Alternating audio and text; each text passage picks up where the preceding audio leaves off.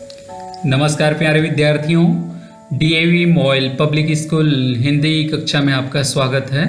आज मैं पुनः आपके कक्षा 10वीं में हिंदी के स्पर्श पाठ्यपुस्तक से पद्यखंड के पर्वत प्रदेश में पावस कविता जो कि सुमित्रानंदन पंत द्वारा रचित है उनके द्वितीय भाग पढ़ाने जा रहा हूँ। आइए देखते हैं कि प्रकृति की गोद में किनको अच्छा नहीं लगता है। हम सब प्रकृति के गोद में जीना चाहते हैं, प्रकृति के सुंदर दृश्यों को निहारना चाहते हैं। भला कौन होगा जिसका मन पहाड़ों पर जाने को न मचलता हो। जिन्हें सुदूर हिमालय तक जाने का अवसर नहीं मिलता, वे भी अपने आसपास के पर्वत प्रदेश में जाने का अवसर शायद ही हाथ से जाने देते हैं। जब कभी मौका मिले वो जाने लगते हैं, और विशेषकर आप वर्षा ऋतु में ऐसे क्षेत्रों को देखें तो कितना ही सुंदर दृश्य दिखाई देने लगता है। ऐसे में कोई कवि और उसकी कविता अगर कक्षा में बैठे बैठे ही अनुभूति दे जाए तो वो तो सोने पे सुहागा है। अभी अभी पर्वतीय अंचल में विचरण करके जो लौटा हो तो और बहुत ही सुंदर रूप से लिख सकते हैं। प्रस्तुत कविता में ऐसे ही रोमांच और प्रकृति के सौंदर्य को अपनी आंखों से निखरने की अनुभूति देती है। यही नहीं, सुमित्रानंदन पंत जी की अधिकांश कविताएं पढ़ते हुए हमें यही अनुभूति होती है कि मानो हमारे आस पास की सभी दीवारें कहीं विलीन हो गई हो और प्रकृति में हम गुम हो गए हों, प्रकृति की सुंदरता में लीन हो गए हों। हम किसी ऐसे रम्य स्थल पर आ पहुँचे हैं जहाँ पहाड़ों की विशेष श्रृंखला है, आसपास झरने बहते हों और सब कुछ भूल कर हम उसी में लीन रहना चाहते हैं। इस प्रकार से हम आनंदित होने लगते हैं।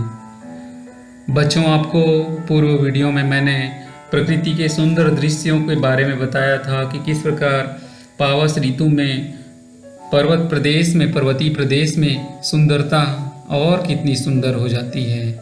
आइए कविता के आगे भाग को देखते हैं। धस गए धरा में सभय साल, उठ रहा धुआं जल गया ताल, यूं जलदयान में विचर विचर था इंद्र खेलता इंद्रजाल, था इंद्र खेलता इंद्रजाल। कवि कहते हैं कि धुएं की तरह बादलों से ऐसा भ्रम हो रहा था कि तालाब में आग लग गई हो। अब बारिश के दिनों में आग थोड़ी लगती है, और जल जाने के भय से पेड़ धरती में धंस गए हैं। ऐसा वर्षा ऋतु में हमको प्रतीत होने लगते हैं। धंस गए धरा में सभय साल, जितने भी साल के पेड़ थे वो धरती पे धंस गए, ऐसा प्रतीत होने लग रहा है।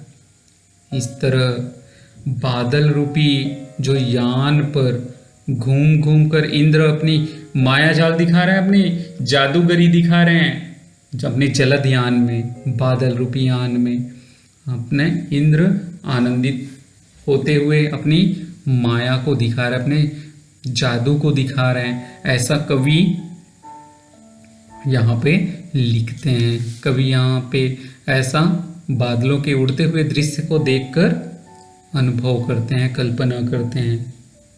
बच्चों, ये कविता आपको बहुत अच्छे से समझ आई होगी, और इसके पूर्व वीडियो में भी मैंने प्रकृति के सुंदर दृश्यों को उकेरने का प्रयास किया था, बताने का प्रयास किया था।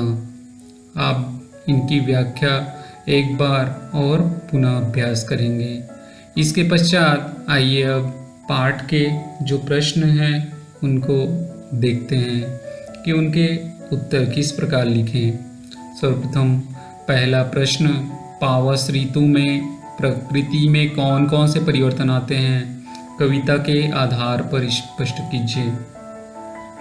तो वर्षा ऋतु में पर्वतीय प्रदेश में प्रकृति प्रतिपल नया वेश ग्रहण करती दिखाई देती है। इस ऋतु में प्रकृति में निम्नलिखित परिवर्तन आते हैं। कैसे? तो पहला, बादलों की ओट में छिपे पर्वत मानो पंख लगाकर कहीं उड़ गए हों, तथा तालाबों में से उड़ता हुआ कोहरा धुएं की भांति प्रतीत होता है। दूसरा, पर्वतों से बहते हुए झरने मोतियों की लड़ियों से प्रतीत होते हैं। पर्वत पर असंख्य फूल खिल जाते हैं। ऊंचे वृक्ष आकाश की ओर एकटक देखते रहते हैं। बादलों के छा जाने से पर्वत अदृश्य सा हो जाता है। और ताल के उठते हुए पूरे जो धुएं हैं उनको देखकर लगता है मानो आग लग गई हो। आकाश में तेजी से इधर उधर घूमते हुए बादल अत्यंत ही आकर्षक लगते हैं। इस प्रकार से पावस ऋतु में प्रकृति में अनेक परिवर्तन आने लगते हैं और सुंदर दिखाई देने लगते हैं। प्रश्न क्रमांक 2, मेखलाकार शब्द का अर्थ लिखिए। कवि ने इस शब्द का प्रयोग यहाँ क्यों किया है? तो मेखलाकार शब्द का अर्थ है करधनी के आकार के समान। जैसे करधनी होती है, महिलाएं करधनी पहनती है।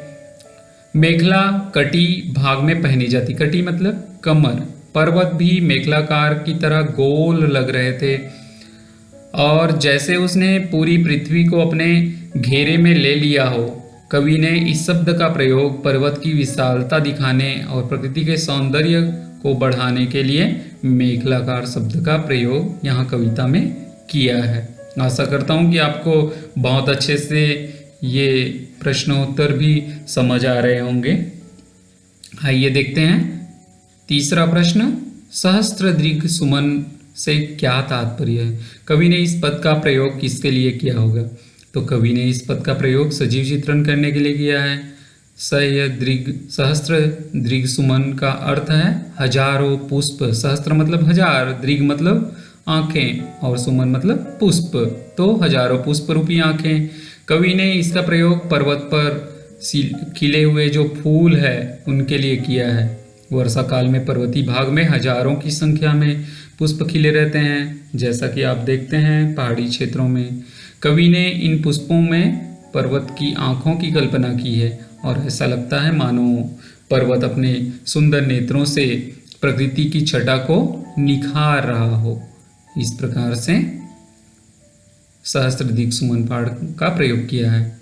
प्रश्न 4, कवि ने तालाब की समानता किसके साथ दिखाई है और क्यों?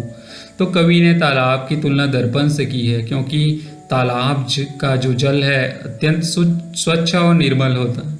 यह प्रतिबिंब दिखाने में सक्षम है। ऊपर से पहाड़ जो है वह दिख रहा है नीचे उनके प्रतिबिंब जैसा, जैसा कि हम आईने में अपने चेहरे देखते हैं। दोनों ही पारदर्शी होते हैं और दोनों में ही व्यक्ति अपना प्रतिबिंब दिखता है। तालाब के जल में पर्वत और उस पर लगे हुए फूलों का प्रतिबिंब स्वच्छ दिखाई दे रहा था।